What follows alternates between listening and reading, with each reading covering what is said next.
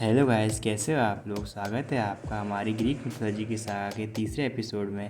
पिछले एपिसोड में हमने बात करी थी कैसे बेचारी मेडुसा अथेना के कर्ज का शिकार हुई, जबकि मेडुसा की कोई गलती नहीं थी, वो अथेना की पुजारिन थी। लेकिन फिर भी आज हम ग्रीक मिथोलॉजी की एक ऐसी स्टोरी की बात करेंगे जो आपके दिमाग हिला देगी, आपके रोंगटे खड़ी कर देगी, जो आमतौर पर हम दुनिया में देखते हैं, जो आज की दुनिया में जो हो रहा है वो ग्रीक मिथोलॉजी में हज़ारों साल पहले हो चुका है। आप इस स्टोरी को अपनी लाइफ से कनेक्ट कर पाएंगे, बट मैं चाहता नहीं हूँ कि कोई इस स्टोरी को अपनी लाइफ से कनेक्ट करे। पर फिर भी गाइस, ये सब हमारी आंखों के सामने होता है तो हमें चीज़ें याद आ जाती हैं। तो चलिए हम शुरू करते हैं ग्रीक मिथोलॉजी में एरिस और एफ्रोडाइटी की लव स्टोरी की। ये बहुत स्ट्रेंज, बहुत क्रेजी लव स्टोरी है, ये आपके दिमाग उड़ा देगी।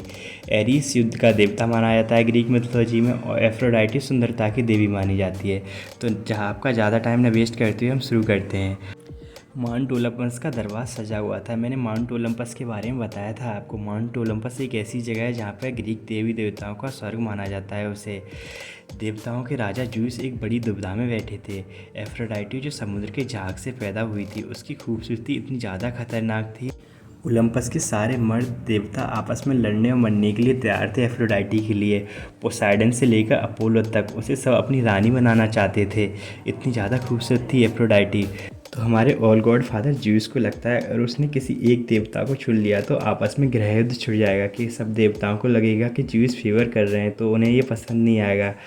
तभी ज्यूस एक ऐसा फैसला करते हैं जो सबको चौंका देता है। उसने एफ्रोडाइटी की शादी हेफेस्टियस से करा दी। हेफेस्टियस जो लंगड़ा देवता था, जिसकी पीठ झुकी हुई थी, जो हमेशा अपनी भट्टी और आग के कोयले में डूबा रहता था। हेफेस्टियस भी एक ग्रीक गॉड था, बहुत ज़्यादा पावरफुल था, बट वो कभी किसी को अपनी पावर का शो ऑफ नहीं करता था। वो हमेशा भट्टी में रहता था। वो ग्रीक गॉड्स का लोहार मान सकते हो उसे। ग्रीक गॉड्स के पास जितने भी हथियार हैं, क्राफ्ट्स हैं, जितने भी स्पेशल आइटम्स हैं, वो सब हेफेस्टियस ने डिज़ाइन करे थे। उसके बनाए हुए आइटम्स और हथियार इतने ज़्यादा पावरफुल होते थे कि युद्ध में वो किसी भी बड़े बड़े टाइटन्स को मात दे सकते थे। वो जादू से और एक ऑरा से भरे होते थे। तो हेफेस्टियस के बिना ये ग्रीक गॉड कुछ नहीं थे, बट फिर भी वो हेफेस्टियस को कुछ आंकते नहीं थे, उसकी बेइज्जती करते थे, उसे बहुत पिछड़ा हुआ मानते थे, और उसे हमेशा उसके पीछे पीछे उसे गालियाँ देते थे। इनफैक्ट उसके मुँह पर भी उसकी कोई परवाह नहीं करता था, उसकी कोई इज्जत नहीं करता था। बट हेफेस्टियस एक शांत और सीधा सा इंसान था, उसे इन सब की कोई परवाह नहीं थी। यहाँ पर ज्यूस का लॉजिक बिल्कुल सिंपल था कि हेफेस्टियस से किसी को जलन नहीं हुई कि हेफेस्टियस इतना बुरा जो है। लेकिन एफ्रोडाइटी के लिए यह एक फ़ैसला जेल जैसा था। एफ्रोडाइटी को बिल्कुल ये पसंद नहीं था, लेकिन ऑल गॉड फादर का फैसला है तो एफ्रोडाइटी को मानना पड़ा। एफ्रोडाइटी ब्यूटी ऑफ गॉडेस है, तो गाइस ब्यूटी ऑफ गॉडेस को भट्टी में रहना तो पसंद नहीं होगा। वो महल में रही है, स्टार्टिंग से इतने ऐशो आराम में रही है, और उसे कहो कि आपको एक लोहार से आपकी शादी करी जा रही है तो किसी इंसान को कैसे पसंद होगा। वो भी पूरे वर्ल्ड की सबसे, ओलंपस की सबसे सुंदर लड़की को ऐसे तो बिल्कुल बर्दाश्त नहीं होगा। उसे बहुत गुस्सा आता है, लेकिन वो कर भी क्या सकती। अब एफ्रोडाइटी को उसे एक ऐसे पति के साथ रहना पड़ रहा था जिसकी सांसों से धुएं की महक आती। एफ्रोडाइटी ने सबके सामने हेफेस्टियस को अपना पति स्वीकार कर लिया था, लेकिन उसने मन में हेफेस्टियस को कभी अपना पति माना ही नहीं था। वो हमेशा एक ऐसे प्रेमी की तलाश में रहती थी जो उसका प्रिंस चार्ली हो, जैसे हमारी दुनिया में एक प्रिंस चार्मिंग की हर एक लड़की तलाश में रहती है। तो भाई ब्यूटी ऑफ गॉडेस भी कोई अलग नहीं थी। आमतौर पे हमारी दुनिया में भी लड़कियां क्या देखती हैं, इंसान की शक्ल और पैसा और शोहरत देखती हैं, उसका दिल नहीं देखती। यहाँ पे हेफेस्टियस बहुत अच्छे दिल का इंसान था, लेकिन एफ्रोडाइटी को वो बिल्कुल पसंद नहीं था, क्योंकि उसकी शक्ल अच्छी नहीं थी, वो लंगड़ा के चलता था, तो इसलिए बिल्कुल उसे पसंद नहीं था। तो आजकल की लड़कियाँ भी आप दुनिया में देखते होंगे कि उन्हें दिल से ज़्यादा इंसान के चेहरे और पहनावे से ज़्यादा फ़र्क पड़ता है। वो अच्छे इंसान को छोड़कर एक ऐसे शो ऑफ वाले इंसान के साथ चली जाती। तो एफ्रोडाइटी भी ऐसी ही थी। ऐसी धीरे धीरे एफ्रोडाइटी कुंठा में अपना जीवन बिता रही थी, तभी एंट्री होती है एरीस की। एरीस यानी युद्ध का देवता। वह लंबा था, चौड़े कंधे थे, उसकी आंखें हमेशा एक जंगली जानवर की तरह चमकती थीं और बहुत सुंदर थीं।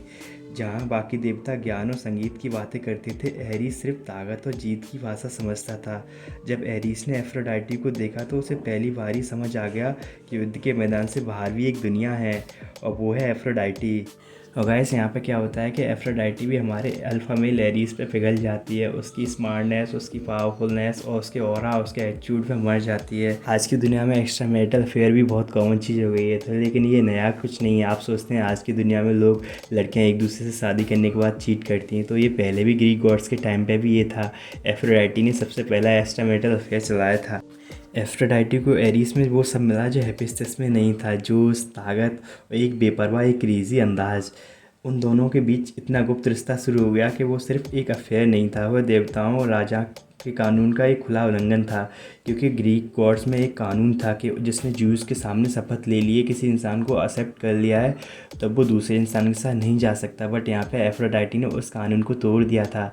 वो एरिस से चुपके चुपके मिल रही थी, उसके साथ सो रही थी, सेक्स कर रही थी, बाकी और भी कुछ कर रही थी। और भाई जो एरिस युद्ध का देवता, जैसे इसको जिसके बिना कोई युद्ध जीता नहीं जा सकता, जिसकी ब्लेसिंग के बिना कोई युद्ध आप जीत नहीं सकते। आज भी जब ग्रीक गॉड्स में या फिर यूरोप में जो भी लड़ाइयाँ होती हैं तो वो युद्ध से पहले एरिस की पूजा करते हैं, जाके एरिस उन्हें अपनी कृपा से युद्ध जिता सके। और गाइस एरिस इतना ज़्यादा पावरफुल था, वो अपनी निगाह मात्र से एक नज़र डालने से भी हज़ारों की सेना को एकदम कुचल सकता था।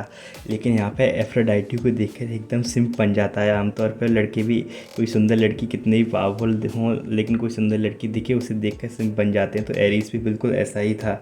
वो एफ्रोडाइटी के सामने बिल्कुल घुटने टेक देता था और घंटों बिताता था उसके साथ। लेकिन उसे पता था अगर हेफेस्टस को पता लगा तो वो आग लगा देगा, वो ओलंपस को जलाकर राख कर देगा। कि हेफेस्टस भी बहुत पावरफुल गॉड था, जो एरिस हथियार यूज़ करता था, जितने सारे वेपन्स जो भी ग्रीक गॉड यूज़ करते थे वो सब हेफेस्टस बनाता था। लेकिन यहाँ पे एरिस कोई कच्चा खिलाड़ी नहीं था, उसने अपनी और एफ्रोडाइटी की प्राइवेसी के लिए एक सिपाही तैनात कर रखा था जिसका नाम था एल्ट्रायोन। एरिस का ये पावरफुल और बहादुर सिपाही हमेशा दरवाजे के बाहर पहरा देता था। उसे सख्त आदेश थे कि उसे आसमान की तरफ नज़र रखनी है, चाहे कुछ भी हो जाए। सूरज की पहली किरण निकलने से पहले उसे एरिस को जगा देना है। एरिस सिर्फ एक इंसान से डरता था, वो था सूर्य का देवता। ग्रीक में सूर्य के देवता का नाम था हेलियोस। जैसे आपने हिंदू मैथोलॉजी में पढ़ा होगा कि सूर्य देवता अपने रथ से चारों तरफ पृथ्वी के परिक्रमा लगाते हैं, वैसे ही ग्रीक मैथोलॉजी में यही है कि हेलियोस का रथ चारों तरफ धरती के परिक्रमा लगाता है। तो हेलियोस का रथ चारों तरफ धरती के घूमता था, उसकी रोशनी इतनी ज़्यादा तेज़ थी वो आसमान से लेकर पाताल तक जाती थी, तो उसकी सूर्य की नज़रों से छुपना बिल्कुल इम्पॉसिबल था। तो गैस धीरे धीरे दिन बीत गए, फिर हफ्ते बीत गए, फिर ऐसे महीने बीत गए और एरिस एफ्रोडाइटी का गेम हेफेस्टस के पीछे मस्त चलता रहा। उन्हें अब किसी चीज़ की परवाह नहीं थी, वो निडर हो गए। लेकिन एक रात थकान की वजह से एल्केट्रॉन की आंख लग गई। एल्केट्रॉन खर्राटे भरने लगा, वह गहरी नींद में सो गया। उधर रात बीत रही थी, अंधेरा छट रहा था और हेलियोस का सुनहरा रथ पूर्व से निकल रहा था। जैसे ही हेलियोस की नज़र रोशनी में एफ्रोडाइटी के बेडरूम पर बिस्तर पे पड़ी तो उसने देखा तो उसके होश उड़ गए। वह देखता है कि एफ्रोडाइटी और एरिस न्यूड लेटे थे बिस्तर में, एक दूसरे की बाहों में बाहें लपेटे हुए।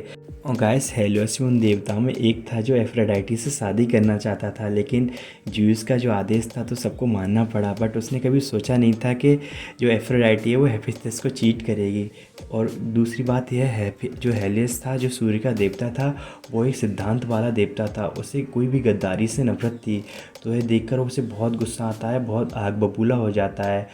उसने अपना रथ सीधा मोड़ा और हेफेस्टस की वर्कशॉप पर चला गया और उसने हेफेस्टस को सारा सच सुना दिया। सच सुनते ही हेफेस्टस के पसीने छूट गए, उसके हाथ से हथौड़ा छूट गया और उसकी आंख में आंसू नहीं थे बल्कि प्रसोद एक बदले की आग थी। हेफेस्टस जानता था कि एरिस से ताकत में वो जीत नहीं सकता। एरिस युद्ध का देवता जो है और हेफेस्टस एक लोहार है, एक कारीगर है, तो बैटल और एक कारीगर में बहुत उसकी स्किल्स में बहुत ज़्यादा अंतर होता है। बट हेफेस्टस के पास दिमाग था, उसने अपनी बुद्धि का इस्तेमाल करने का फैसला किया और हेफेस्टस वहाँ से सीधा अपनी भट्टी की तरफ आ जाता है और हफ्तों तक गायब रहता है।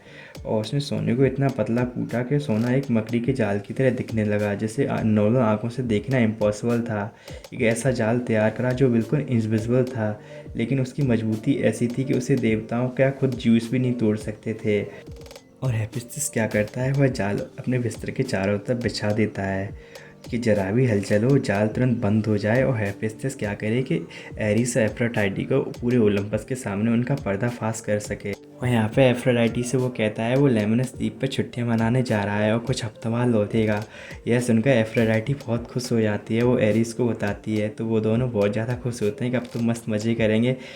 और जैसे ही हेफेस्टस का अर्थ हो जल हुआ, एरिस दबे पाँव महल में घुस गया। उसे लगा आज कोई उसे रोकने वाला नहीं है, लेकिन जैसे ही वह बिस्तर पर पहुंचा एक तेज़ क्रैंक की आवाज़ हुई। जाल गिर चुका था, दोनों एक दूसरे के बीच में फंस चुके थे। जाल ने उन दोनों को जकड़ लिया था, उनके लिए सांस लेना भी मुश्किल हो रहा था। वो जितना झटकते उतना जाल टाइट होता जाता, उनके मांस में धंसता जाता। तो उन्होंने कोशिश करना छोड़ दी, क्योंकि जितना ज़्यादा वो झपटते तो जाल उन्हें अल्टीमेटली मार देता। हेफेस्टस कहीं गया नहीं था, वो चुपचाप दरवाजे के पीछे खड़ा था, उन सबका खेल देख रहा था।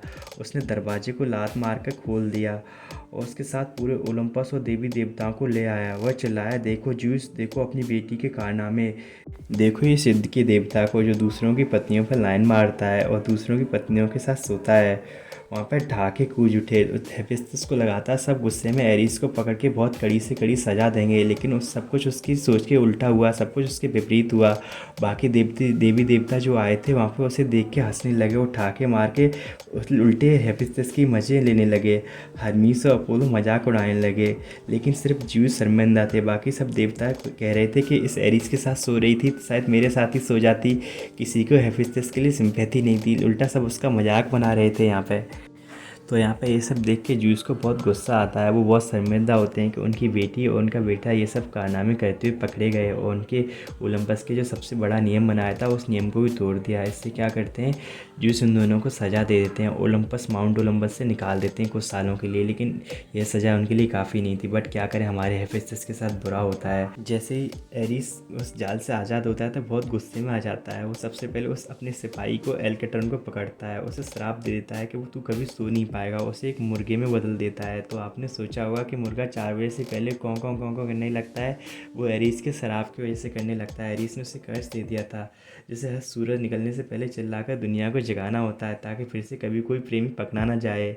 और एफ्रोडाइटी शर्म के मारे साइप्रस भाग जाती है। वहाँ का साइप्रस का समुद्र का पानी बहुत प्योर माना जाता है। आपने अगर मैप देखा हो तो साइप्रस और ग्रीक एकदम पास पास में हैं। तो जो ग्रीक लोग होते हैं वो साइप्रस में खुद को नहलाने जाते हैं, जैसे हिंदू लोग गंगा जी में खुद को नहलाने जाते हैं, ऐसे ही ग्रीक लोग खुद को साइप्रस में नहलाने जाते हैं। एफ्रोडाइटी भी उस साइप्रस के पानी में नहा के खुद को शुद्ध कर देती है। लेकिन गाइस, एफ्रोडाइटी और एरिस का जो प्यार चल रहा था, उन्होंने 3 बच्चों को भी पैदा कर लिया था।